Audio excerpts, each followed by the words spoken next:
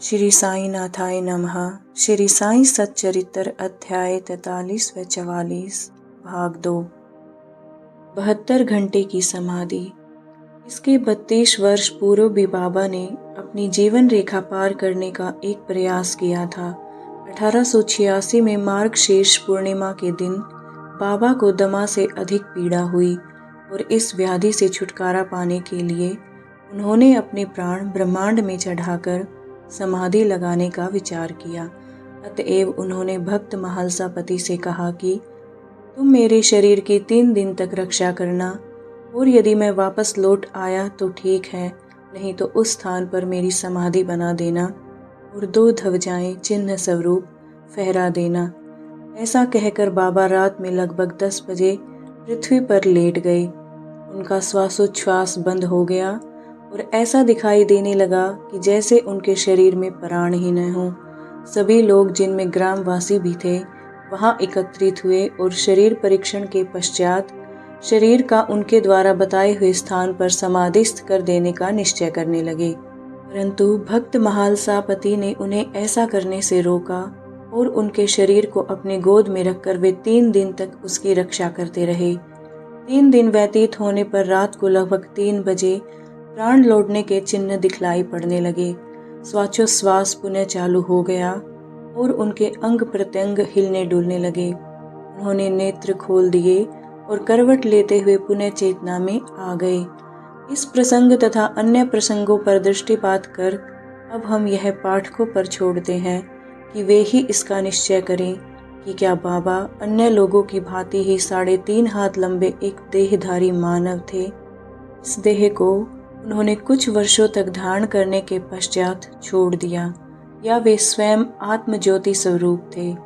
5 महाभूतों से शरीर निर्मित होने के कारण उसका नाश और अंत तो सुनिश्चित ही है, परंतु जो सद्वस्तु आत्मा अंतःकरण में है वही यथार्थ में सत्य है। उसका न रूप है, न अंत है और न ही नाश। यदि शुद्ध चैतन्य घन या ब्रह्म इंद्रियों और मन पर शासन और नियंत्रण रखने वाला तत्व है, वही साईं है, जो संसार के समस्त प्राणियों में विद्यमान है और जो सर्वव्यापी है। अपना अवतार कार्य करने के लिए ही उन्होंने देह धारण किया था और वह कार्य पूर्ण होने पर उन्होंने उसे त्याग कर पुनः अपना शाश्वत और अनंत स्वरूप धारण कर लिया। श्री दत्तात्रेय के पूर्ण अवतार गाणगापुर के श्री नरसिंह सरस्वती के समान श्री साईं भी सदैव वर्तमान हैं। उनका निर्वाण तो एक औपचारिक बात है। वे जड़ और चेतन सभी पदार्थों में व्याप्त हैं तथा सर्वभूतों के अंतःकरण के संचालक और नियंत्रण करता है। इसका अभी भी अनुभव किया जा सकता है और अनेकों के अनुभव में आ भी चुका है, जो अनन्य भाव से उनके शरणागत हो चुके हैं और जो पूर्ण अंतःकरण से उनके उपासक हैं। यद्यपि बाबा का स्वरूप अब देखने को नहीं मिल सकता है, फिर भी यदि हम शिरडी जाएं तो हमें वहां उनका जीवित सदृष्ट चित्र मस्जिद द्वारका माई को शोभायमान करते हुए अभी भी देखने में आएगा। यह चित्र बाबा के एक प्रसिद्ध भक्त कलाकार श्री श्याम राव जयकर ने बनाया था।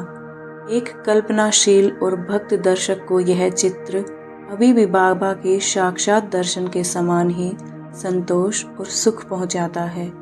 अब बाबा देह में स्थित नहीं हैं, परंतु वे सर्वभूतों में व्याप्त हैं और भक्तों का कल्याण पूर्ववत ही करते हैं, करते रहेंगे, जैसा कि वे सदैव रहकर किया करते थे।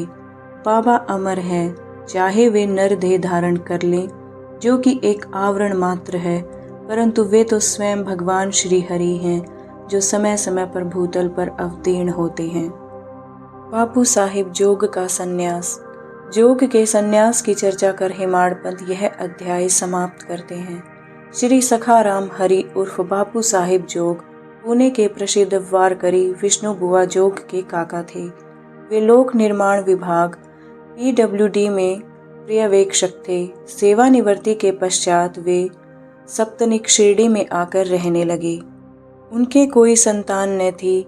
पति और पत्नी दोनों की ही साईं चरणों में अटल श्रद्धा थी। वे दोनों उनकी पूजा और सेवा करने में ही अपने दिन व्यतीत किया करते थे। मेघा की मृत्यु के पश्चात बापू साहिब जोग ने बाबा की महासमाधि पर्यंत मस्जिद और चावड़ी में आरती की। उनको साठेवाड़ा में श्री ज्ञानेश्वर और श्री एकनाथी भागवत का वाचन तथा उसका भावार्थ श्रोताओं को समझाने का कार्य भी दिया गया था।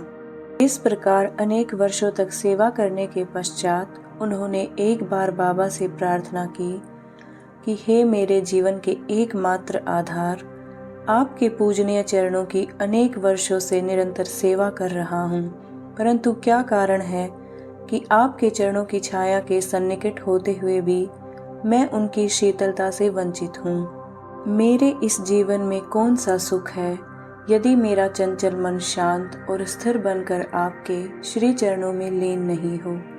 क्या इतने वर्षों का मेरा संत समागम व्यर्थ ही जाएगा?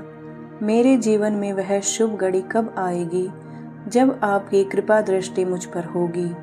भक्त की प्रार्थना सुनकर बाबा को दया आ गई। उन्होंने उत्तर दिया कि थोड़े ही दिनों में अब तुम्हारे अशुभ कर्म समाप्त हो जाएंगे तथा पाप और पुण्य जलकर शीघ्र ही भस्म हो जाएंगे। मैं तुम्हें उस दिन ही भाग्यशाली समझूंगा जिस दिन तुम ऐन्द्रिक विषयों को तुच्छ जानकर समस्त पदार्थों से विरक्त होकर पूर्ण अनन्य भाव से ईश्वर भक्ति कर संन्यास धारण कर लोगे। कुछ समय पश्चात बाबा के वचन सत्य सिद्ध हुए। उनकी स्त्री का देहांत हो जाने पर उनकी अन्य कोई जिम्मेदारी शेष न रही। वे अब स्वतंत्र हो गए और उन्होंने अपनी मृत्यु के पूर्व संन्यास धारण कर अपने जीवन का लक्ष्य प्राप्त कर लिया। बापू साहिब जोग की समाधि साकुरी में उपासनी आश्रम के आवास में स्थित है। बाबा के अमृत तुल्य वचन। दयानिधि कृपालु श्री साईं समर्थ ने मस्जिद द्वारका माई में अनेक बार निम्नलिखित अमृत वचन कहे थे। जो मुझसे अत्यधिक प्रेम करता है वह सदैव मेरा दर्शन पाता है। उसके लिए मेरे बिना सारा संसार ही सूना है। वह केवल मेरा ही लीला गान करता है। वह सतत मेरा ही ध्यान करता है और सदैव मेरा ही नाम जपता है। जो पूर्ण रूप से मेरी शरण में आ जाता है और सदा मेरा ही स्मरण करता है, अपने ऊपर उसका यह ऋण मैं उसे मुक्ति प्रदान करके चुका दूंगा। जो मेरा ही चिंतन करता है और मेरा प्रेम ही जिसकी भूख प्यास और जो सबसे पहले मुझे अर्पित किए बिना कुछ भी नहीं खाता, मैं उसके अधीन हूँ। जो इस प्रकार मेरी शरण में आता है वह मुझसे मिलकर उसी तरह एकाकार हो जाता है जिस तरह नदियाँ समुद्र से मिलकर तदाकार हो जाती हैं। अतएव महत्ता और अहंकार का सर्वथा परित्याग करके तुम्हें मेरे प्रति जो तुम्हारे हृदय में आसीन है पूर्ण रूप से समर्पित हो जाना चाहिए। यह मैं कौन है? श्री साईं बाबा ने अनेक बार समझाया कि यह मैं कौन है। इस मैं को ढूंढने के लिए अधिक दूर जाने की आवश्यकता नहीं है। तुम्हारे नाम और आकार से परे मैं तुम्हारे अंतःकरण और समस्त प्राणियों में चैतन्य घन स्वरूप में विद्यमान हूँ और यही मैं का स्वरूप है। ऐसा समझकर तुम अपने तथा समस्त प्राणियों में मेरा ही दर्शन करो।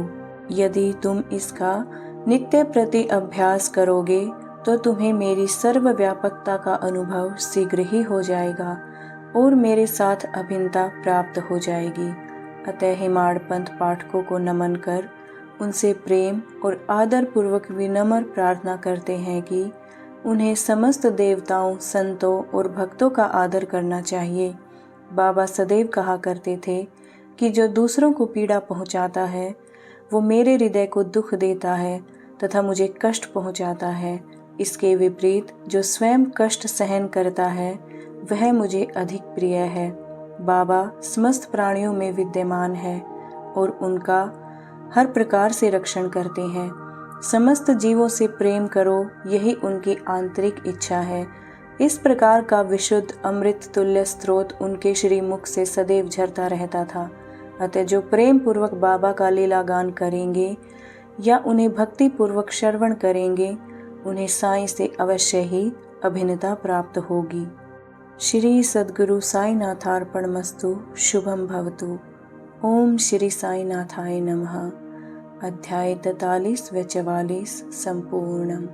ओम श्री साईनाथाय नमः।